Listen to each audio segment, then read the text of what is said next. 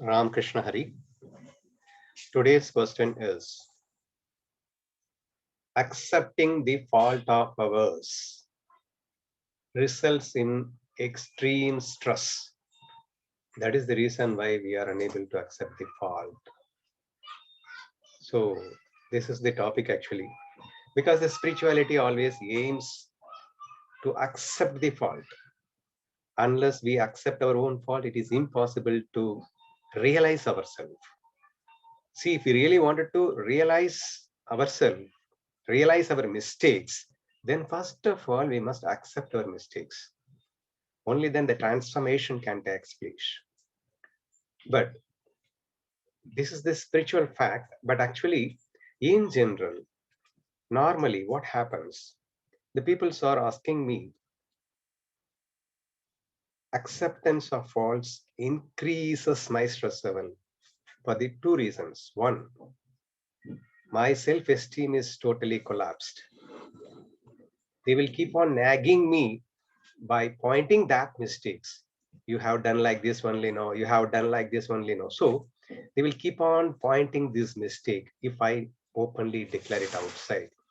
So this will not allow me to happy forever.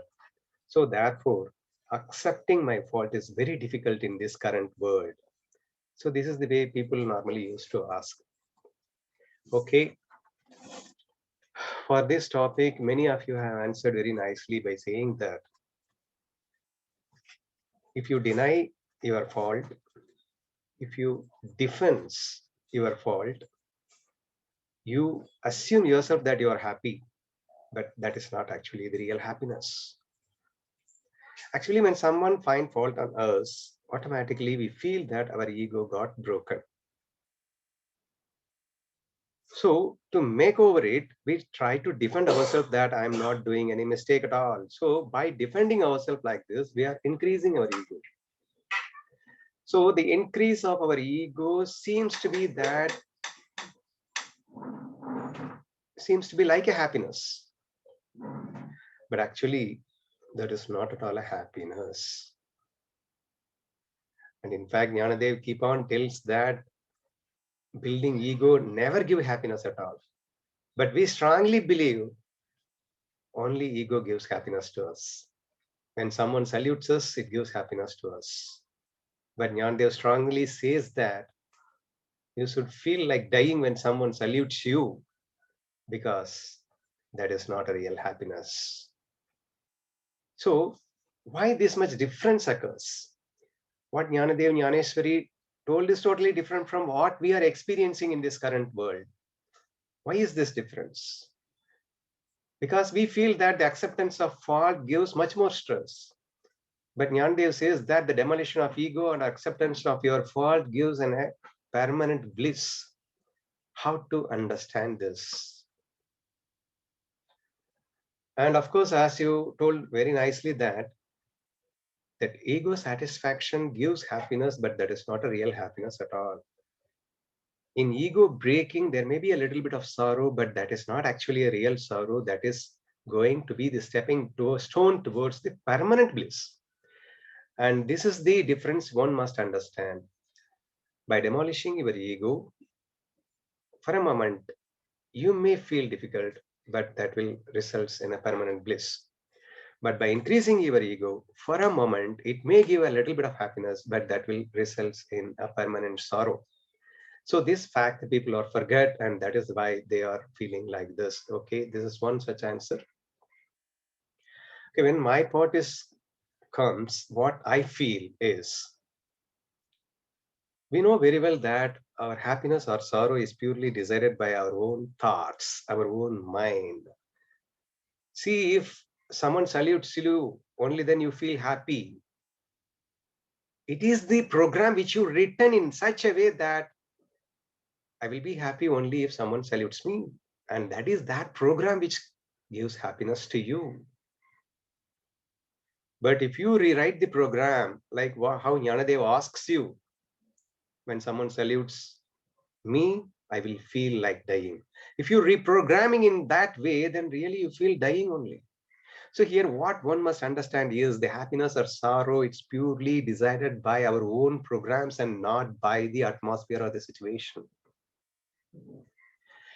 Having understood this, one must try to think that by building the ego, you are writing a program. By building my ego, I can get happiness. There is one more program. By demolishing the ego, I feel happiness. So there are two sort of programs. So one aims for the spirituality, the other one is the material world. Okay, what's the difference between these two? What I have to follow? Don't ask me that if I accept my fault, then automatically my stress increases. Why it is increases? Because you programmed in such a way. So what is the real program and what is the permanent bliss? That one must able to understand it here. See, people think defending themselves. I don't do any mistakes. For so and so, for and so reasons only I did that mistake. Otherwise, why should I do this mistake? So by keep on defending yourself and by keep on protecting that you are a great and you are a good person, you feel that you are happy. But don't you feel that by defending, the process of defend itself is an unhappiness? But you are assuming yourself that it is a happiness. Number one. Number two, you will be always in a fear that there may be someone who may again break your ego, who may again disprove that you are not a honest man. You are not a, you are a good man. So when such time again, you have to prove yourself that, no, I am a honest man, I'm a good man, like that. So each time you have to constantly work hard to prove yourself that I'm a good, I'm a great, I'm all those things. Only then you will be feeling happy. So this is such a poor program that will always make you unhappy, but it supposed to assume you are happy. But what the spiritual program teaches you, by demolition of your ego, even without any effort, because no need to prove others that I'm a good man, I'm a honest man, I'm a great, nothing. I myself started feeling that I'm nothing. When whoever feels about me badly, I don't bother about it. I don't want to prove myself that no, I'm a good man, I'm an honest man, nothing. So all of my effort has been reduced. I don't bother for anything. So now my bliss is unconditional. So once if I made this program, that is long lasting, that is a permanent, nobody can touch this program. But in the material program, in the worldly program, where the others can very easily touch your program, others can very easily prove you that you are not a good man, or they can very easily prove you that you are a bad.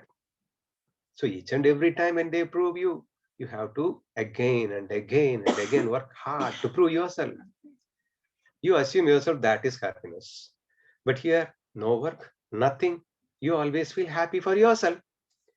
Only thing is the others may feel bad about you. That doesn't matter for you. So this is the important fact one must try to understand. If he is able to understand this, then he started feeling that why the spirituality asks us to accept our fault and to demolish our ego. By accepting our fault itself, our ego gets demolished. So therefore, this one must try to understand. And the next thing, of course, the secret of happiness is love. When one can build the love, when someone finds fault on others, fault on us, whether we may commit mistakes or we don't commit mistakes, that doesn't matter. When someone finds fault on us, automatically we will have some kind of dislikes over him. That ego, that someone is uh, getting down, no? So he is responsible for spoiling my name and therefore I will dislike him. So these kind of foolish thoughts will arise in the material program. But in the spiritual program, I don't bother about the others nagging on me. I will simply see that whether there is a worth in it or not. Whether what they made some comments on me that may be true or may not true. If it is true, I'm going to change. If it is not true, okay, I'm going to leave it and I'm keeping cool my mind. By this time, I will never miss my love towards them. Oh, they have misunderstood me. That is why they are blaming me. So that time I can increase my love to everyone. My love will never spoil with anyone because I am not at all affected by anybody's comments. Therefore, our love is permanently maintained and that will always make us happy. That is the aim of this spirituality. And for that purpose also, please never fight with others, never defend yourself that I'm a good man, but simply accept others' comments wholeheartedly. So this is the another important reason why we have to accept our faults. And moreover, I have also proved you that it gives you a permanent bliss without any effort.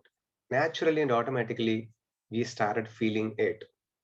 So for these two reasons, we must always think that the destruction of ego, acceptance or fault always permanently give bliss to us. And of course, before the end of this session, I just conclude by saying my favorite Krishna feel. See, we know very well that the whole universe is nothing but the play of Krishna, his illusionary play of Krishna. See, if you are able to understand this wholeheartedly, you will never feel when someone blames you, someone finds mistakes on you, because you know very well that the people who are finding mistakes on you is nothing but the Krishna. In his illusionary play, he is finding mistakes on you.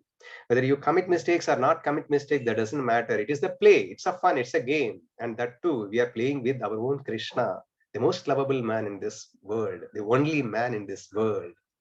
So when we have such a great love feel towards the God and with everyone, because everything is Krishna, then automatically we will take 100% easily and we will in fact enjoy those blamings itself, and the acceptance of our fault will naturally come. And therefore one must never forget that the higher knowledge, everything is one and the same, and the whole universe is nothing but the illusionary play of Krishna. And if we know this knowledge also, again the acceptance of our fault acceptance of our fault and the demolition of our ego can naturally and easily come into existence, as well as that will lead us to a permanent bliss. Thank you.